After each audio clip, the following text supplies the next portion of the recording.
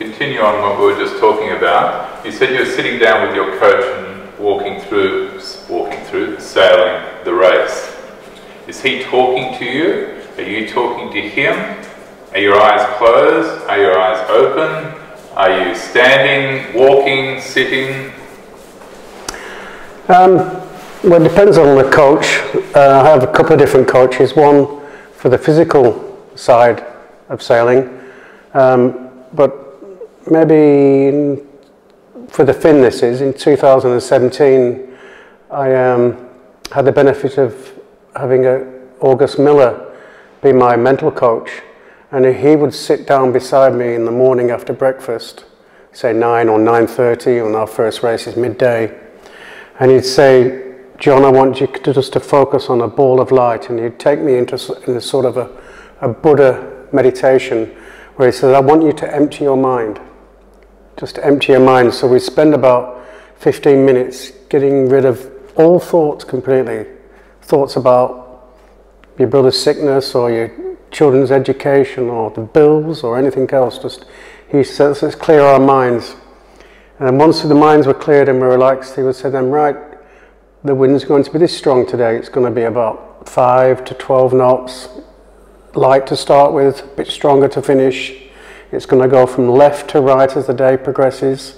Now let's look at we're going to have 2 races. Let's talk through how we're going to do that first race before the wind shifts. And then we'd talk about whereabouts we wanted to start. Did we want to get a start at one end of the line or the other end of the line? Or do we want to start in the middle ahead of everybody? Or we'd decide on our starting strategy.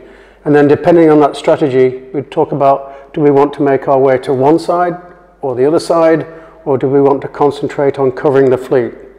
So then we'd have these different options in place, and depending on how it fell, whether we started here, or started there, we'd have a mental strategy in our mind about how we wanted to play out on that first leg to the first mark, which is normally about a 10 to 15 minute leg in a fin. So we really walk it through and visualize it so that when we went out on the course, staying away from everybody, because you don't want people disturbing that programming of your mind, is get away from people. And then it's like replaying a tape. When you get out there, you've already got a plan. You already know where you're going to be on the course. And as long as you stick to that plan in your mind, generally you get to where you want to be. Sometimes not. But then through that programming, we've also got strategies programmed in to come back again. Just another question going back to being with the coach. You were talking about if you go here, what do you do? Is he asking you where you want to go? Do you want to go center, outside, left, and you're answering him? Or is he telling you where he thinks you should be going? Which is why most coaches will actually say, this we want to play. And I'm trying to understand also the difference in sailing when we've spoken about wind shifts and the oceans and all of these extra dynamics that come into your sport, which are quite unique to your sport. Well, when the coach and I discuss it, he will say, what do you feel best confident with for today? Do you feel like you want to get a bold start, or do you want a conservative start? Are you concerned about your ability to hold a lane with another boat? As in, you know, if we go for the start and we've got a boat here and a boat here, he said, do you think with the practice days you've had that you can hold a lane and push somebody out? Or do you think you're short on speed and power where you might get swamped by that person? So he'll ask me how confident I feel boat to boat and speed-wise. And if I say, I just don't think I've got the speed, or yes, I've got the speed, but I don't have the height, he'll say then, well, we've got to consider a start X, Y, Z. And I'll go, okay, I'll go for that. So I will follow almost verbatim, especially on the starts, what the coach recommends.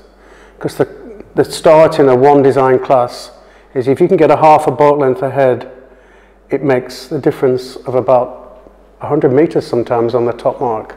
It makes a difference between in the top 10 of a 100 boat fleet or 50 and below. So yes, I do follow what the coach tells me to do. Invariably, when I don't do what the coach recommends, I get into trouble.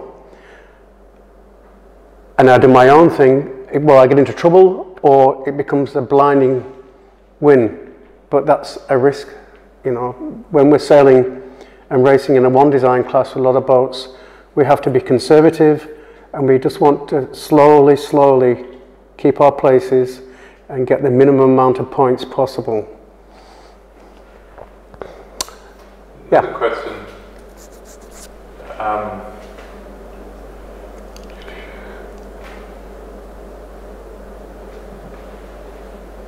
When did you start doing this? Have you always done it, even as a child, as an athlete? Were you taught how to do this? How did you give it structure? Did you go to a sports psychologist and how did it come into your life?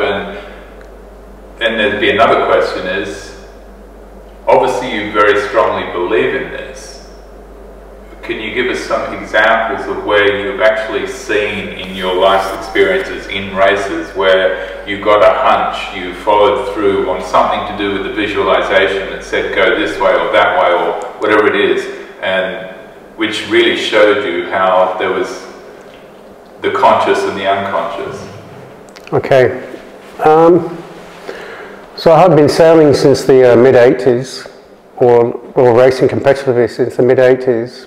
But around about 1987, I started doing ocean racing out of Cowes in England, and I was sailing with the Admiral of the Royal Yacht Squadron, Sir Maurice Lang, and he's the one who was a very successful businessman. He had a Lang Construction, one of the biggest construction companies in Britain, and he's the one who taught me, or taught us as a crew, to actually, let's think about this race and run it through in our own minds the night before. So we'd have a crew dinner, and that's when he introduced the fact that let's look at the weather. We didn't have the technology we've got nowadays, but let's look at the weather, look at the tide, who's the competition. Now let's visualize how we're going to do the start. Let's visualize if it's strong weather and we're leading, do we put a spinnaker up? Don't we put a spinnaker up? So he started to introduce me about not just going out there and banging away and getting it, but working through in our mind, if it's a 6-hour race or a 60-hour race, what we would do at certain points during the race and track it through our minds all the way through to the finish. So that's when I first started to understand a bit about thinking it through, visualizing it through. I've carried that through in my ocean racing right through to this current day. I think one of the outstanding ones was we had a second place in the Sydney Hobart race in 2003 overall, and I'd been in Britain for a while, and I'd come back in December to get ready for the race, and I was looking at the weather forecast and thinking about the race, and I sort of visualized the race and thought, we're going to get a southerly start, the wind's going to drop off, and then we're going to get a strong wind to the finish. So I was already working through the crew for the start and the crew at each watch, because I was visualizing in my mind that the wind is going to be late at night, it's going to be stronger the next day, working out in your mind all the crew positions for each watch change and where we would be each sort of milestone down the course, and what we would do already. You know, a week out before the start, I was already figuring out how we would deal with our light patch and the current in Bass Strait, and then how we would finish, who would be steering, and what sails we'd be carrying once the wind was increasing from the north. So that was a particular example, and that was the year I was come back from England because my mother had died, and she said, "Go and win the race, son," just before she died. So she implanted me in the will to win as well. So that was, you know, I concentrated on that one in particular. With the fin racing, which I'm late to the game in that one, very late. I only started fin racing not even 10 years ago, but fortunately through the America's Cup, I developed a strong relationship with Luca Devotti, who's the manufacturer of the fins, and he was a silver medalist in Sydney in the fin. And he really, with all his students for the fins, because he has put more people on the Olympic podium in a fin in the past 10 years than 20 years than anybody else. He really put into my mind, and he said all my students, some of them go to Italy, or most of them, and they spend 40 days continually doing micro-psychoanalysis about themselves and visualizing the racing.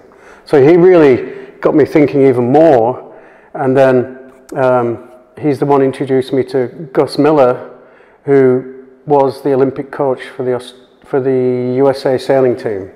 And that's the guy who was coaching me about mental preparation, meditating beforehand and running through.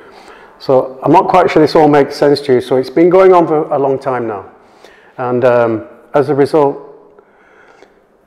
of that, I'm able to visualize more. And yeah.